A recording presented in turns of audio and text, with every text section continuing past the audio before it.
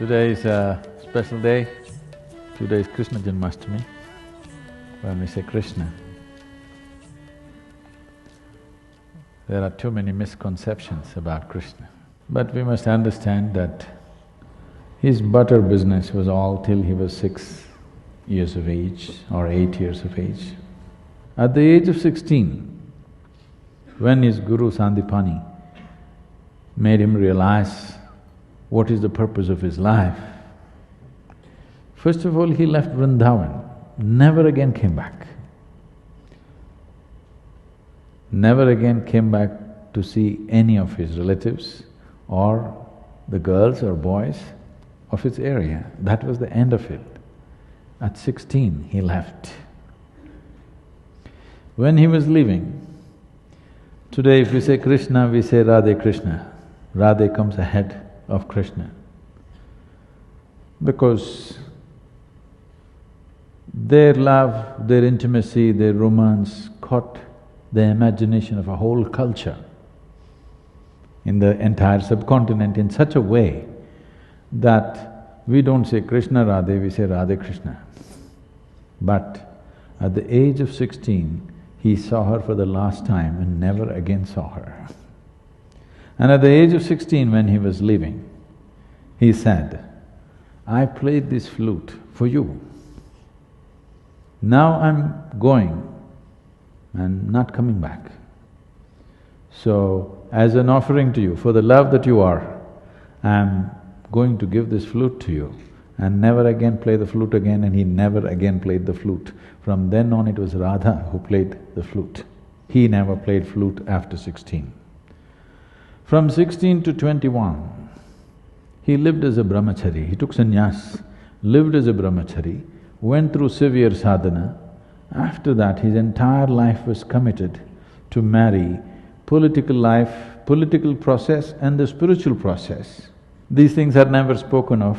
In the northern plains of India, he set up over 1,000 ashrams because he wanted spiritual process not to be a separate thing. He wanted spiritual process to be a part of life. As we live, as we brush our teeth in the morning, we meditate. He wanted to bring spiritual process not as a fringe thing, but as a mainstream life, particularly to the rulers of the country, of those many countries that India was at that time. So he lived an absolutely dedicated and committed life. But generally people think all he did was eat butter, play flute and dance with the girls. No, that's not what his life was. But that was also an important aspect. There's a very beautiful story. Today being Krishna Janmashtami, I think I should tell you this story. Krishna was known for his Raas. The word Raas literally means juice.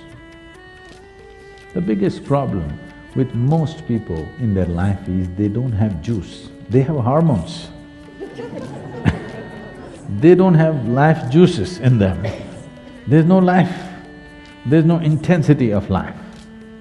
So Ras means the juice of life, not of the body, but of life. Because body's juices will vary, it'll fluctuate from time to time. But he is talking about the juice of life. So the dance that happened in the full moon night was referred to as Ras, because this dripped of life. This is not a hormonal party in the night. This is not a party of drunkards. This is not a party of lustful people. This is a party of people who are dripping with life, the ecstasy of life. So this was referred to as the Ras. The repetition of this Ras spread. People who participated or who witnessed, they spoke about it and it started spreading. Shiva, who was in the Himalayan region, heard about this, that something fantastic is happening on the banks of Yamuna. So he wants to see,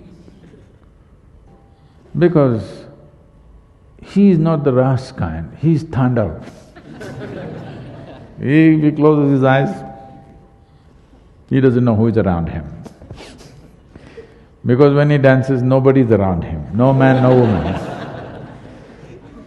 They cannot be. That's how he dances. So when he heard about this new kind of dance, which is dripping with ecstasy, he wanted to see. He came to the banks of Yamuna and he wanted to cross the river. The boatman who was there looked at him, because Shiva is man-man. Probably, not probably, Shiva is the most athletic god on the planet. Yes? In the lore, in the yogic lore, it says he was 9 feet tall. Why they're saying this is, when he came down south to southern India, they say he was twice the height of an average woman. So they were generally, in southern India at that time, women were somewhere between 4.5 to 5 feet. So it is assumed he is somewhere between 8.5 to 9 feet tall. So he is a man, all man, the man.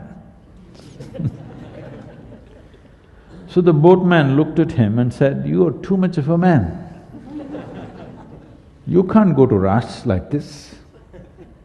There is only one Purusha, one man. Krishna is the only man. This kind of man cannot go there." Shiva looked and said, "What am I supposed to do?" He said, "At least dress up as a woman and go." He was, "What? Me dressing up as a woman and going?" He said, "Otherwise there's no Raas for you." Then he said, "Where do I get women's clothes?" Then he said, the boatman said, "I will ask my wife to give her clothes to you. You wear and go. You must participate in the Raas appropriately, as a feminine, not as masculine." So Shiva decided to borrow the boatman's wife's clothes, which she was wearing. I mean, it's a poor family. Then he looked, it is not even spare clothes. He's asking him to wear clothes that she's wearing right now. There's a beautiful painting in some places which are the Madhubani kind of thing, where a woman's hand has come out of the door and Shiva is receiving like this and went to Raas.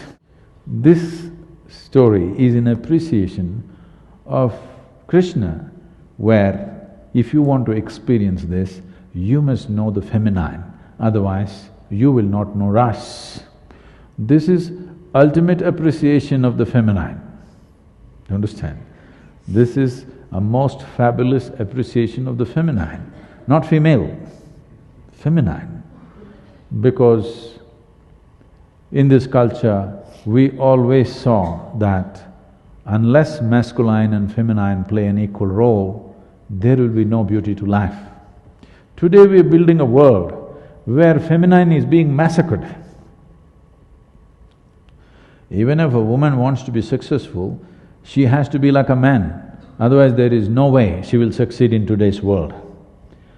Feminine is being massacred. See, it's already happening. You go sit anywhere in the world, no more are people in normal conversations, are people even discussing weather as they used to do in the past. The only thing every idiot on the planet talks about today is economy. Yes? Wherever you go, how is the economy doing? How is the stock market doing? Nobody is asking how's the monsoon doing. Everybody is only talking about how's the economy doing, how's the stock market doing. This means masculine has taken over. Survival has been raised to heaven. A simple process… Economics means what? Simple, survival, yes? Survival complicated. Yes or no? Process of survival, how to procure food, how to do this, how to do that, how to build this. This is all survival, building a home, eating, wearing your clothes, doing a little bit of shopping is survival, isn't it? Now survival is the only thing we are talking about because feminine is largely banished. At least in your homes you must keep it. Out in the society is largely gone. Masculine is everything. So today is Krishna Janmashtami. Here, he is making a point saying that if the feminine is not on in a society, there is no real life. We are not talking about men and women, we are not talking about male and female, we are talking about two fundamental qualities called masculine and feminine. So Krishna's life is about celebrating the feminine because masculine will anyway manifest, that is the nature of the masculine. But feminine has to be nurtured, otherwise it'll go away. Anyway the rocks will be there, but flowers won't be there. You have to nurture them, isn't it? Yes? In the land, rocks will be anyway there, nothing will happen. Whatever kind of weather, whatever the temperature, rocks will be there. Flowers have to be nurtured. If you don't nurture them, there will be no flowers left. With rocks we can build. What can you do with flowers? Nothing. It is just that life doesn't happen just because of utility.